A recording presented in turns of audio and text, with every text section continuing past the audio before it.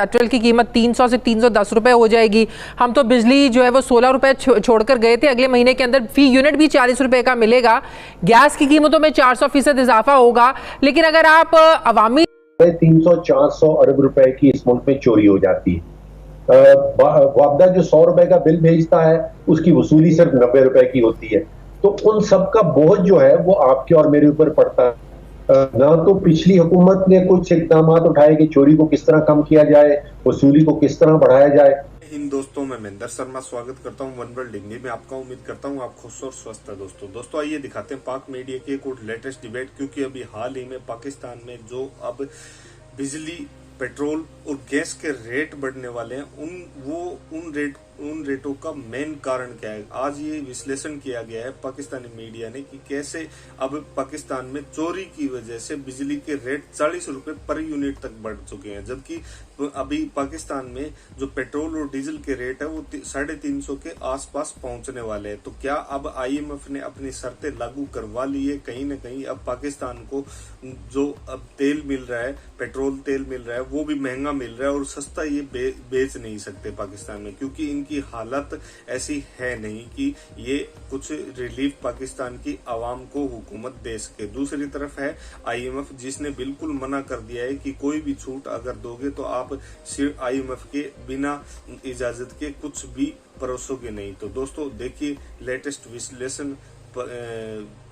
पाकिस्तान की इकोनॉमी का, और कमेंट में अपनी प्रतिक्रिया जरूर दें। लास्ट में आपसे रिक्वेस्ट करूंगा, चैनल पर नए हैं तो चैनल को सबसे पहले सब्सक्राइब करें, लाइक शेयर कमेंट जरूर करें। दोस्तों जय हिंद, वंदे मातरम, भारत माता की जय। दोस्तों तनकीद करें ये तो हम देखते ही आ रहे हैं, लेकिन कितना रियलिस्टिक आपको बजट लगता है? जो टारगेट्स हैं, जो ग्रोथ का रेट इन्होंने दिया है, तहरीक इंसाफ तो बड़ा मजाक उड़ा रही है। इवन कि आज तो इमरान खान साहब ने कह दिया डेढ़ महीने तक ये बर्दाश्त कर सकेंगे, इससे ज्यादा इनकी सकत नहीं, खुद ही चले जाएंगे।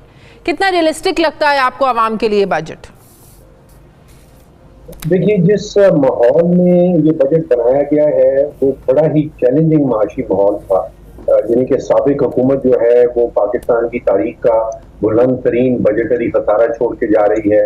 वो पाकिस्तान की तारीख का बुलंद तरीन तिजारती खसारा छोड़ के जा रही है, और $10 बिलियन पड़े हैं हमारे स्टेट बैंक के पास, जिसका मतलब ये है 5 या 6 हफ्ते से ज्यादा की इंपोर्ट नहीं है। तो ये बैकग्राउंड है, ये माहौल है, और उसके अंदर ये बजट तश्कील दिया गया है। मैं समझता हूँ बहुत ही चैलेंजिंग एनवायरनमेंट है और अगर गौर से देखा जाए तो it's quite a balanced budget, it's a fairly balanced budget इतने चैलेंजिंग एनवायरनमेंट के अंदर।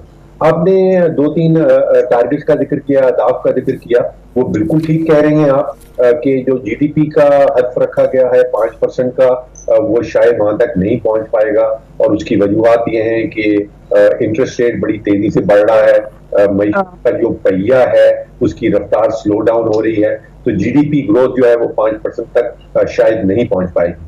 जो हद रखा और गया है पेट्रोलियम लेवी की मद में जो 750 अरब इकट्ठा करना है, पिछले साल 610 अरब जब PTI ने रखा था, बड़ी लेदे हुई थी, बड़ी तनकीद हुई थी, अब वो उनसे भी अचीव नहीं हुआ। ये कैसे अचीव करेंगे? जी बिल्कुल ऐसे ही है। ये जो IMF से एग्रीमेंट ओरिजिनल किया गया था वो PTI की हुकूमत के दौरान किया गया।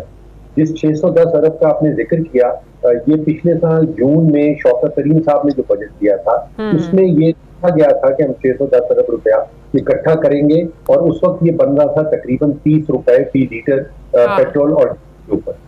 फिर वहां पे वादा खिलाफी हुई, और उसी का बार बार जो है वो IMF रिपीट भी करती है कि पुरानी हुकूमत ने जो हमसे वादे किए थे वो वादा खिलाफी हुई। उसके बाद बजट को, उसके बाद IMF के प्रोग्राम को सस्पेंड कर दिया गया। इस दफा की जो फिगर आ रही है वो 750 अरब की आ रही है, और मेरा ख्याल है कि ये तकरीबन 50 रुपए पेट्रोलियम लेवी की मद में बन जाएगा पेट्रोल और डीजल के ऊपर।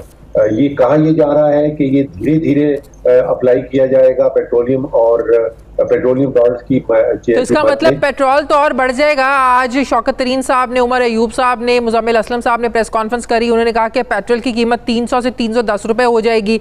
हम तो बिजली जो है वो 16 रुपए छोड़कर गए थे, अगले महीने के अंदर फी यूनिट भी 40 रुपए का मिलेगा। गैस की कीमतों में 400% इजाफा होगा। लेकिन अगर आप अवामी जहन के मुताबिक सोचें तो इट्स टू मच। एक आम आदमी के लिए इतनी बिजली महंगी के साथ गुजारा करना, महंगी गैस के साथ गुजारा करना, पेट्रोल चले, हर एक के पास गाड़ी नहीं है लेकिन बाइक तो हर एक के पास है, फिर पेट्रोल महंगा होता है तो आपकी हर खाने पीने की चीज़ महंगी हो जाती है। तो ये रियलिस्टिक नहीं लगता कि अवाम इसको इतनी आसानी से एक्सेप्ट कर लेंगे।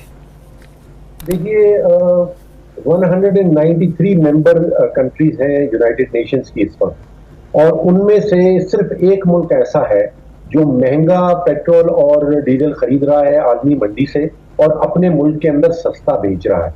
देखिए ये मुमकिनात में से नहीं है कि आप महंगा माल खरीदें और सस्ता माल, उसी माल को सस्ता बेच दें, या ये दुकान बंद करने का नुस्खा होता है। ऐसी दुकान नहीं चल सकती। तो पाकिस्तान में ये तो मुमकिन ही नहीं है कि आप महंगा तेल आलमी मंडी से खरीदते जाएं और मुल्क के अंदर उसको सस्ता बेचते जाएं। तो यहाँ पे तो बर्दाश्त जो है वो करना पड़ेगा। जो दो चीजें और जिसका आपने जिक्र किया, बिजली और गैस, उस पर जरा तफरीक कर लें। बिजली तकरीबन 350-400 अरब रुपए की इस मुल्क में चोरी हो जाती है। वापदा जो 100 रुपए का बिल भेजता है उसकी वसूली सिर्फ 90 रुपए की होती है। तो उन सब का बोझ जो है वो आपके और मेरे ऊपर पड़ता है। ना तो पिछली हुकूमत ने कुछ इकदाम उठाए कि चोरी को किस तरह कम किया जाए, वसूली को किस तरह बढ़ाया जाए, और ना ही ये हुकूमत कोई इकदाम उठा रही। अगर इकदाम नहीं उठाएंगे चोरी के खिलाफ तो फिर आपको नजर आएगा कि आपको 7 से 8 रुपए फी यूनिट का टैरिफ जो है वो बढ़ाना पड़ेगा। उसका कोई डायरेक्ट रिश्ता जो है वो इंटरनेशनल मार्केट से नहीं है। इंटरनेशनल मार्केट में बिजली पाकिस्तान के मुकाबले में सस्ती है। इसी तरह गैस का जो मामला है, लगभग 126 बिलियन क्यूबिक फुट जो है वो सालाना गैस इस मुल्क में या लीक हो जाती है या चोरी हो जाती है। और अगर उसके ऊपर आप कोई अमाउंट लगाना चाहें तो वो तकरीबन $4 बिलियन की गैस बन जाती है जो या चोरी हो रही है या लीक हो रही है। उसके ऊपर भी हुकूमत, ना ये हुकूमत और ना इससे पहली वाली हुकूमत ने कोई कदम उठाया। तो पेट्रोल की कीमतें तो बढ़ेंगी, लेकिन बिजली की कीमतें जो बढ़ाई जा रही हैं वो हुकूमत की अपनी नाअहली के नतीजे में है। जो गैस की कीमतें बढ़ती हैं वो भी हुकूमत की अपनी नाअहली के नतीजे में। सही। तो बजट डेफिसिट जो है, बजट खसारा 4.2 ट्रिलियन, ये कैसे पूरा करेंगे? देखिए हमारी एक तारीख रही है, पिछले 25 साल से मैं बजट जो है वो स्टडी कर रहा हूँ, देख रहा हूँ। हर साल हम जो अहदाफ रखते हैं, जो टारगेट रखते हैं, वो बहुत सारे उसमें से ऐसे होते हैं जो अचीवेबल नहीं होते। हम आमदन हमेशा ज्यादा दिखाते हैं, इखराजात कम दिखाते हैं, और चंद ही महीनों में पहले क्वार्टर के अंदर हमें ये नजर आने लगता है कि जो हमने हदफ आमदन का रखा था वो पूरा नहीं हो पा रहा, जो हदफ हमने खर्चों का रखा था वो ज्यादा हो रहे हैं, और फिर उसके नतीजे में आप देखती हैं कि मिनी बजट सामने आते हैं। इस दफा मैं समझता हूं कि जो 7,000 अरब का हदफ रखा गया है रेवेन्यू के हवाले से, वो मुमकिनात में से है, क्योंकि इस साल हम तकरीबन 6,000 अरब पे पहुंच गए हैं, और अगर 15% इजाफा करना साल भर के अंदर कोई इतना बड़ा काम नहीं है। जो खसारे का इन्होंने हदफ रखा है वो मेरा ख्याल है कि बहुत लो है। वो IMF को दिखाने के लिए है, और आप देखिए। अच्छा, IMF इसको एक्सेप्ट करेगा कि अगले साल 5% ग्रोथ होगी, 750 अरब की लेवी टैक्स की मद में आपने इकट्ठे करने हैं, ये IMF के लिए एक्सेप्टेबल होगा ये बजट? मेरा ख्याल है कि एक एलिमेंट इसमें ऐसा है जिसपे शायद IMF से कुछ मज़ीद मुज़ाकरात करने पड़े। बाकी चीजें हैं वो तय पा चुकी हैं मेरी इंफॉर्मेशन के मुताबिक, और IMF का और पाकिस्तान का जो स्टाफ लेवल का एग्रीमेंट है वो मुमकिनात में से है कि before the end of the month उसके ऊपर सिग्नेचर हो जाए।